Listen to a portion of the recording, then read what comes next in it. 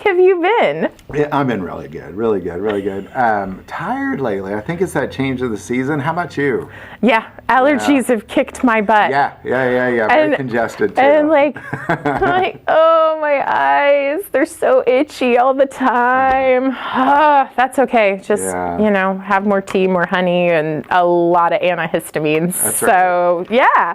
Well, and I love the fall in Missouri. So beautiful. So pretty.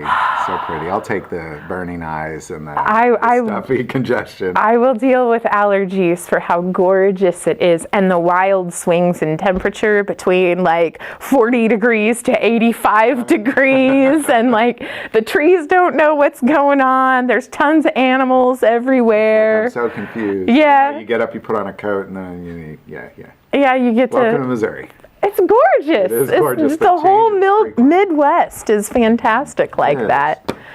Well, gosh, we were talking before we started rolling here, and it was really interesting that you had brought up that you're seeing a complacency in customers and people. And I got to be real honest, I feel like when you said it, I kind of agree with you in just the gun industry in general. Like when I went to SHOT Show last year, there was just this lull, we're just doing what we do. We're being complacent. There's not really a lot of thought going behind it. So if you don't mind sharing kind of because you're seeing it every day. Yeah, and it's just, there's complacency on a lot of levels. The scariest level of complacency for me is that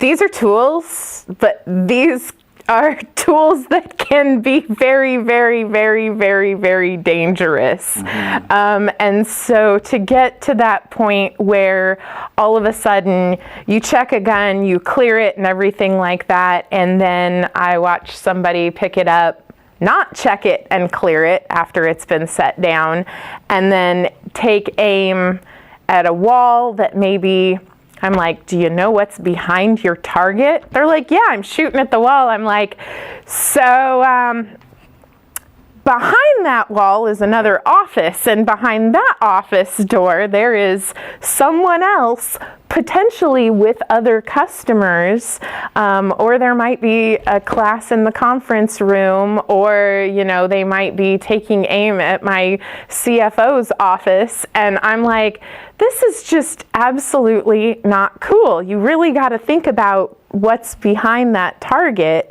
And then, they'll test the trigger or something like that. And I'm thinking, yeah, that's probably not good. And at the same time, I'm wondering how many times myself have I done that exact same thing, just being complacent about it, going, yeah, I checked it.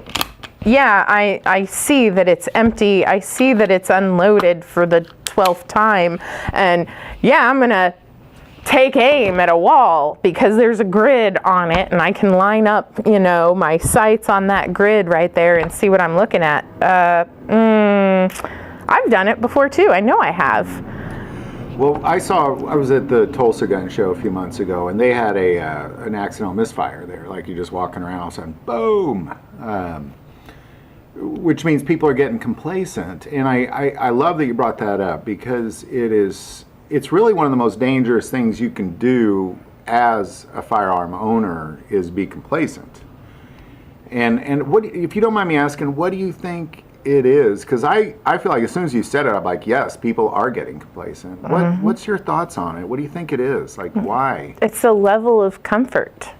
It really is. All of a sudden, you're familiar enough with something, you're comfortable with something. How many times while you're driving have you actually answered your cell phone or maybe swiped to look for directions or something like that while you're driving?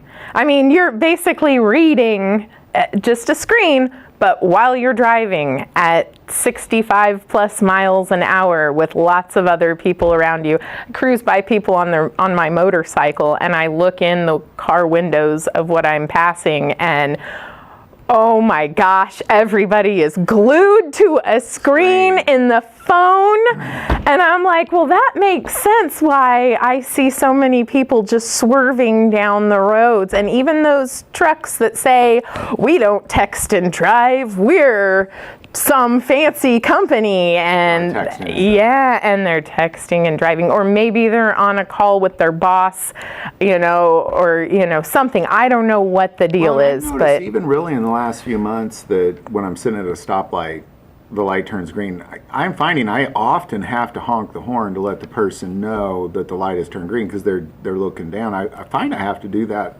a lot lately.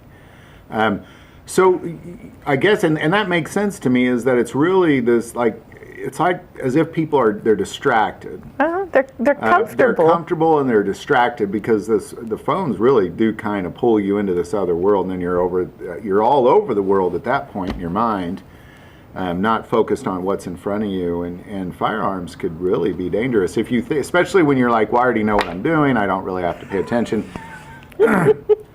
The accidental misfires that I know of all were because people thought, I swear I checked. Yeah, I swear I checked. I swear I checked, and there wasn't a bullet in the chamber, but yet, here it is. Complacency, interesting. You check 1,000,006 times. I have checked every gun, personally, in this store when it comes into my office, and I have checked again before it leaves my office. I miss stuff, too.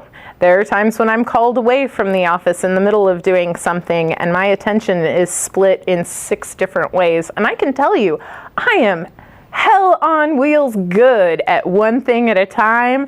You give me 6 things at a time to do and I can get all 6 done, just not so great. So yeah, I will, humans will miss things, make errors and mistakes, and getting complacent around these is something that's really scary, that no matter who you are, no matter how old you are or how long you have been in this industry, it's a thing. Mm-hmm. And I mean, just all it takes is that one time that you've checked something and checked it again, walked away, maybe somebody else checks it, or in this particular setting, which is not really like any other setting I've ever been in, there are times when I can walk away from something and come back to it an hour or 2 later. Well, the gunsmith's already gone through it and has fixed something on it or repaired something on it. And there have been empty cartridge casings that I have ejected from firearms before, going, how did that happen? I'm glad I'm not pulling I'm glad I'm not trying the triggers on these, but it's an empty casing. Why is this in there? Oh yeah, I put that in there just to check or something, somebody else in the store. I'm like, so it's multiple hands, it's multiple guns. Yeah, multiple hands, multiple guns, and you get people all the time that are like, hey, I have an empty cartridge, I want to check and see, here's the problem that's happening on my extractor when you have this in there and then you pull this back and it's not catching on the rims of these anymore. So sometimes the mistakes and the complacency comes from someone that is so familiar with one item and they're showing what that one particular item can do to another person. Well, the other person is maybe not as, especially if it's a broken firearm, maybe the other person is going to handle it slightly different. Sure. Or do something that you're not ready for them to do. Case in point, many people at the gun counter, their first idea of racking a slide isn't to just grip the handle below the trigger guard. No. The first time they grab a gun to rack the slide, their finger is on the trigger, usually pulling that trigger down. And so I'm like, yeah, you just shot my coworker. Yeah, you just shot me. Yeah, you just... And... So really it's spooky. It is spooky. It's so spooky. Because people are there. There's a lot of new gun owners out there. Mm-hmm. And I would dare to say that it's probably, a lot of new gun owners probably are more cautious and less complacent. but yet less knowledgeable. So they're kind of unaware of the dangers. So you really have you have this massive group of people who are probably trying their hardest, but they're unaware of the dangers. Then you also have a bigger group of people who just think they know everything, so they're being complacent, so they're causing accidents to happen. But at the end of the day, I mean, it's still a problem, but I really think that education would probably fix this, even if it's just a basic 101 class, a refresher course for the people that have massive and extensive knowledge, and just to see, hey, these are the accidents that can happen, and for the new gun owners, just that basic, okay, here's your first basic 101, what you're going to need to know about these guns, how they operate, what to do and what not to do. It took me some time to figure that out too, and the more I handle them, it still scares me. So really, I mean, I would say, and I only find this a fascinating topic. In addition to, I think it needs to be fixed in the world, but I'm guilty of it as well, of times. And I think the importance is just when you realize that you're about to handle a firearm, I think we just need to all take a moment and say, this is a big responsibility. I need to focus on what I'm doing. So yeah, this has been weighing heavily on my mind for a couple reasons, mostly because the last month I have had multiple issues with firearms, even that are broken. Boss man purchased a firearm that was absolutely broken.